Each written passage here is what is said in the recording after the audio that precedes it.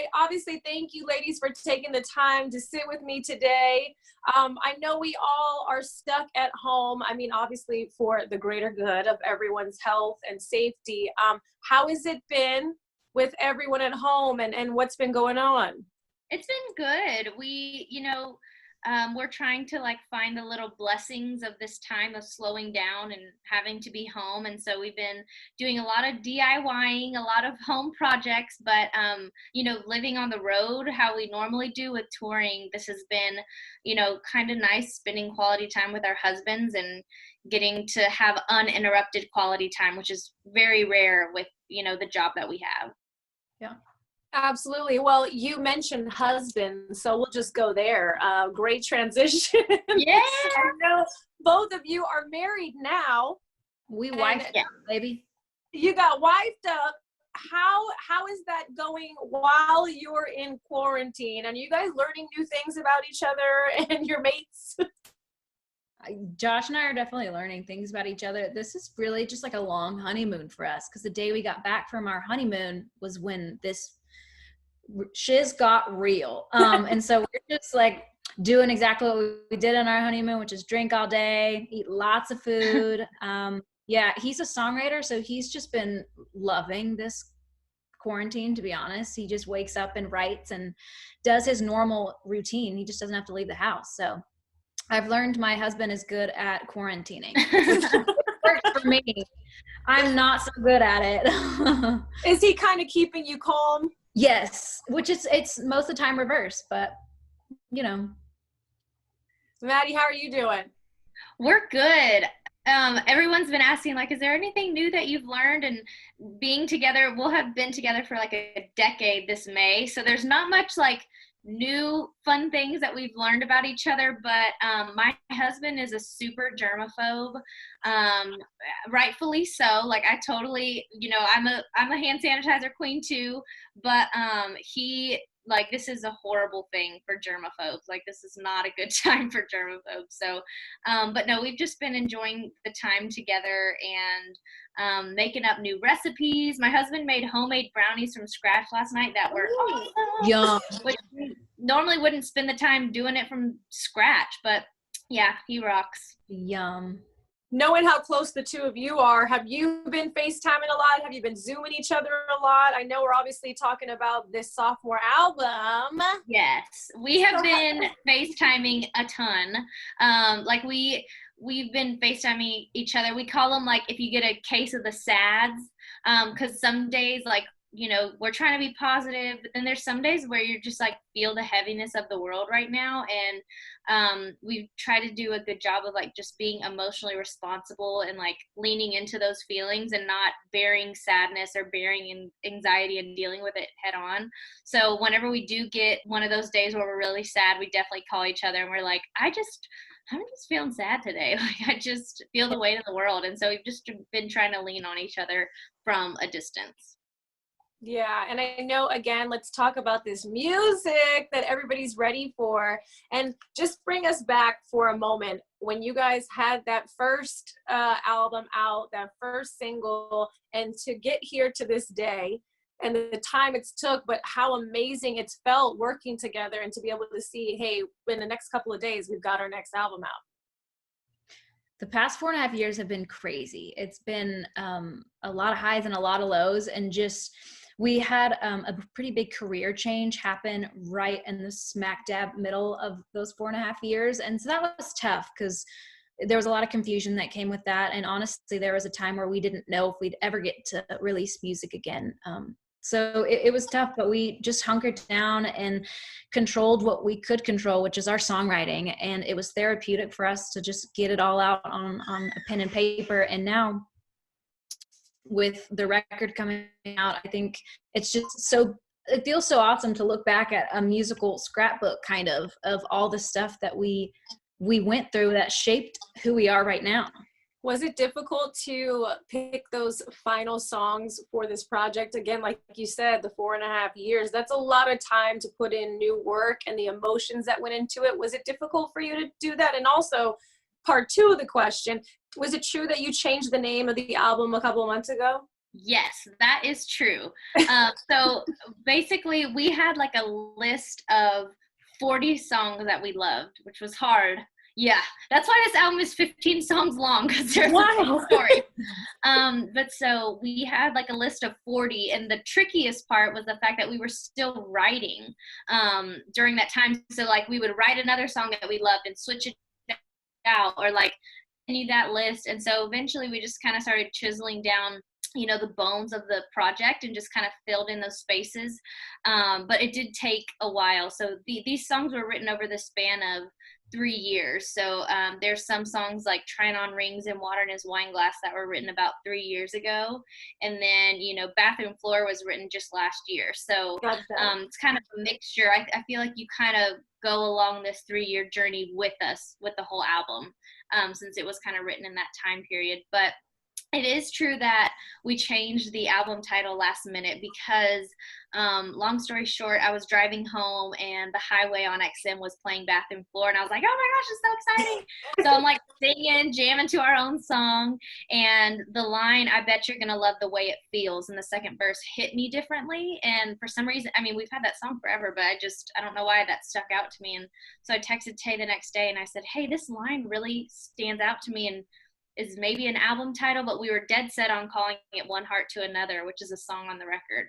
And so we were like, we'll just think about it. And so then a week before everything had to be finalized, I still had that voice in my head saying like, the way it feels, the way it feels. And so I told our head of digital, I was like, hey, can you sneakily put the way it feels on the artwork just to see if it would work? And I sent it to everyone, and everyone was like, oh man, this is awesome. So I've learned how to listen to those voices in my head and trust my gut, because sometimes those ideas are pretty cool. I mean, obviously, and Tay, you guys both, Tay and Maddie, I have to say, which I said in the very beginning when I talked to you, I know that we're going to talk about this new album, but 160 million streams in counting for Die From a Broken Heart. That's okay. Wild. Hearing those numbers, knowing the amount of work that's been put in and the heart that goes into the songs that you do, the fact that that song resonates still, and that will continue to resonate with people, the way you spoke to your parents and like how it was, and just seeing what really happened, how does that affect you guys still to this day? And do you talk about that? Because that's amazing. Gosh, yeah. The song came from such a real place. We wrote it when we were going through some stuff personally and professionally, and our parents are our rocks, our families. We really lean on the people that we trust, and that happens to be our families and our husbands. But thankfully, we just have such a great supportive family, and those phone calls are very, very real. And during these times too, just leaning on them. And we miss our parents. We actually don't get to be with them right now, but I wish we could. Yeah. Let me tell you something. Even though Die From a Broken Heart was written a couple of years ago, I had a Die From a Broken Heart phone call with my dad at the beginning of March. I was like having a full-blown meltdown. So I think no matter what, like no matter how old you get, you still have those phone calls with your parents where you're like, oh my gosh, I don't know what to do. Like those don't go away. I've been having those phone calls since I was 17 and moved to Nashville. So my poor parents, they're like, oh, Maddie's calling. Is she happy or is she like freaking out? I don't know. But that's the job of parents. They have to, navigate and help you. Look, I know I'm going to have a child that's as sensitive as me and feels for other people as much as I do. So I'll get it back eventually. Absolutely. And at the end, again, just sitting here talking to the two of you, this is my first time getting to speak to you guys, but watching the end of that music video is so great to say. You even beyond the phone calls to the family, the two of you were there for each other. Exactly. Is that art imitating life? Is that how it is when you guys have those issues and you just call each other up? Do you know each other that well now? It's like, this is a real friendship. This is real. It's not just music. It's sisterhood. Yeah, it's friendship. We've known each other for 10 years now. And so it's definitely just like she can read my brain. I mean, look at us. We're wearing the exact same top today. We didn't even mean to do that. Yeah. So art definitely imitating life. That the Die From a Broken Heart music video was based off a real season of life that I went through, unfortunately, and it was tough. And Maddie was there for me. And there was a Valentine that she was my Valentine after I was heartbroken. Like she really was there for me. And so her showing up on my front doorstep with wine is what she does for me every day emotionally. So. Oh, you too. I love it. And I saw it was a bottle of red. Yes, is that the Yes, one? girl, we don't discriminate. We like it all, baby. There was a couple questions in here too about, obviously you have a collaboration, Dierks Bentley, on a song for the album. Whose idea, who comes to who when you guys want to get together? Well, we actually didn't intentionally write Light Here With Me to have another person join us, but the more we listened to it, the more we thought there's so much tension in these lyrics, and it'd be so cool to have a male energy come into this song. And so we've been really close with Dierks ever since he took us out on our first tour in 2015. And so we thought there was not a more perfect artist to bring another character to the song. And he just did such a good job. And I love his voice. Like, he can just tell a story so well with his raspy voice. And we're just so grateful that, you know, he came and made such a special appearance on this record. Summertime, obviously we're still not sure what's going to be happening, if we're still going to be indoors. Lady Antebellum. Yeah. Is there a postponement with that happening? Do we have any updates on that? The tour was supposed to start in May, end of May, and now it's starting in July. So it's not too bad. 2 months isn't too bad. Yeah, if all goes to plan, but that's still fingers crossed. Yeah. Obviously, we are all, like you said, going through a very tough time right now. The community, country music community, is so strong. Everyone continues to work together. Are we putting something together special right now for that? Are you guys working on any music outside of the project that you have right now? Yes, we are really trying to dig into a couple of charitable efforts and trying to work out all the details to help as quickly as possible. It's easy to feel really helpless in this time, so we're trying to figure out easy ways to be helpful and you know, just especially be there for those who need it the most right now. But we're definitely working on that. And then we have actually been writing some songs to release some creativity. We've been doing these Zoom writes, and so it's been different because, you know, being in the writing room, there's so much energy to feed off of, so you kind of just have to like really listen and pay attention. But that's been really, really helpful, just having a creative outlet. And then I've been having living room concerts by myself, FaceTiming my family just to get that live fix, so that's been good. Do your family sing along with you as like karaoke moments, or you just go? My in-laws do. They know every word to every song. My mom's actually a really good singer too, but she's really shy. But when we fit my in-laws, my husband is one of 5 children, so we'll have like 7 people on FaceTime, and you'll like hear the lag of them singing "How does he sleep at night?" and then it's "How does he sleep?" But it's really fun, yeah. It's a good time. Tae, are you having the same situation? Are we karaokeing over there? No karaoke to be had here. Lots of Wii. Oh, okay. I've been crushing some Wii bowling, some Mario Kart. It sounds like you're saying weed, and I'm like, oh, dang. Is that what you thought she said at first? No, I heard W-I-I, we. Okay. But yes. We could, yes. I Okay. could also hear the weed, but yes. I crush both. No, I'm just kidding. Mario Kart. She's yes. like, I'm the best. Everything is great. So good. Yeah, Okay. really, anything that keeps me entertained, trying. Yeah. Absolutely. We're excited for it. Okay, I have some quarantine confession questions that I want to do with you guys. Are you ready? How fun. I love it. Here we go. The last song you listened to. Sunday Best by Surfaces. I would say, I don't know what song, but it's something on the Worship Now Spotify playlist. Whatever was the last song I listened on there. Whatever came up last. Okay. I don't know. The last show you binge watched. You know, everyone's talking about Tiger King, and then Joe Exotic. You're from Oklahoma, Tae, right? I know, like all of the best Netflix shows. this freaking Tiger King, the Innocent Man, they're all based off Oklahoma. I'm like, wait, what's The Innocent Man? oh, it's about the teacher that. Oh, you told me about this. Oh yeah, I remember. Okay. All of like the really good Netflix shows, but that are really bad are based off Oklahoma. But that's my home. My people are crazy. I love it. What have you done? So you are, yes.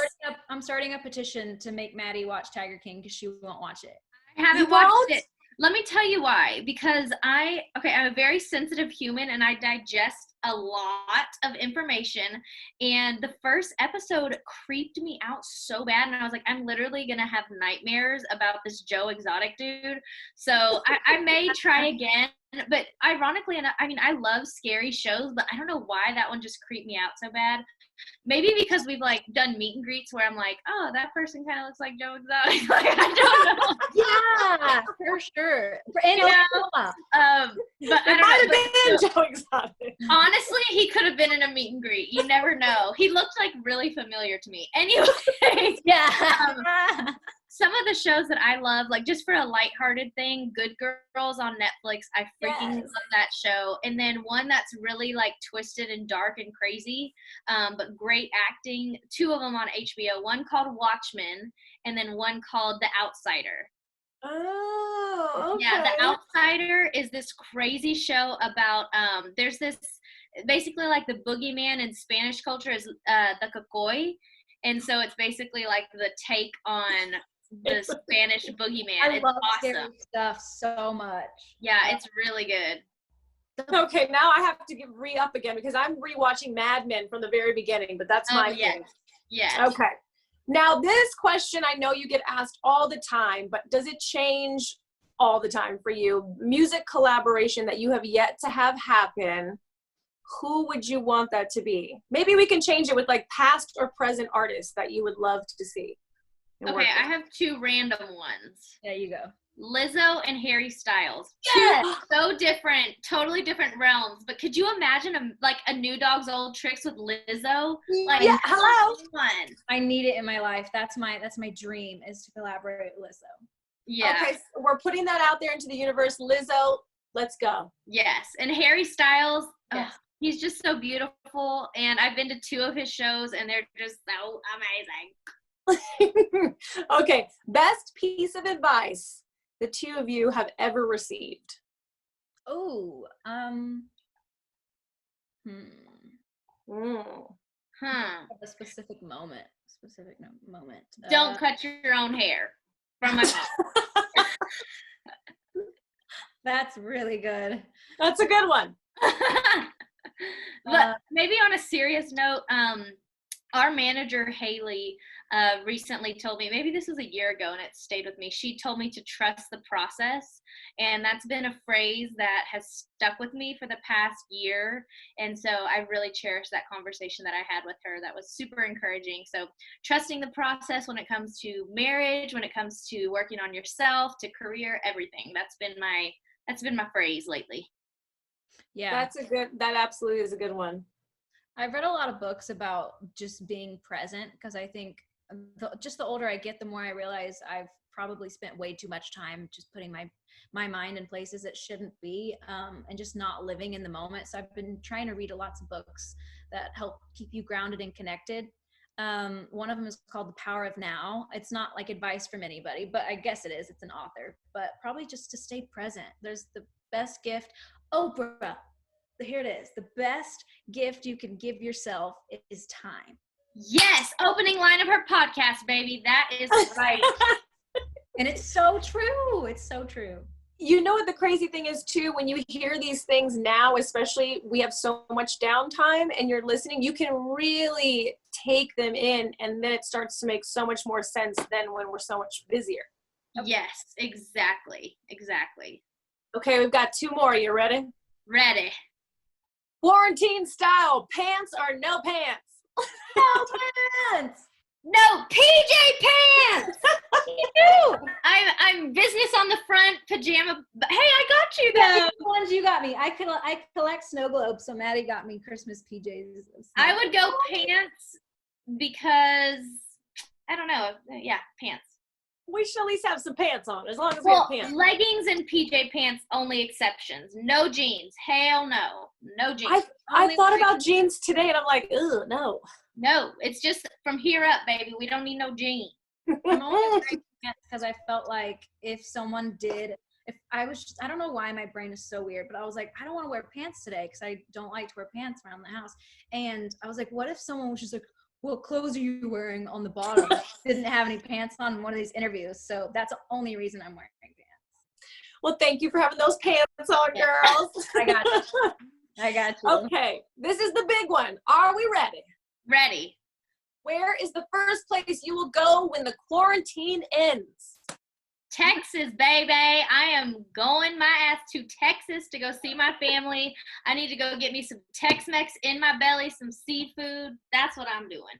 Yeah, I'm going like 3 miles down the road to the Mexican restaurant and get on margaritas with my husband. That's all I want to do. Yep. Do you like a spicy marg? I'd love any marg. Spicy. Spicy's good. Yeah. Love it all. You guys, we're excited for this sophomore album. Today's what, the 8th, the 10th? Yes, 10th. We're excited for it. Congratulations on everything. You guys stay safe. And your Tae, we see the cat. Is it a boy or girl? Snoozing, that's a girl. Girl, look at her. She's getting ready now. She's like, let's go, Mom. Yeah, My dog's trying to crash the party too. oh, That's Emmy, girl. Emmy girl. Hi, baby. So She's cute. crashing. All right, guys, enjoy your day. Thank you so much. Thank you, girls. Thank you. Have a good one. Hang in there, y'all.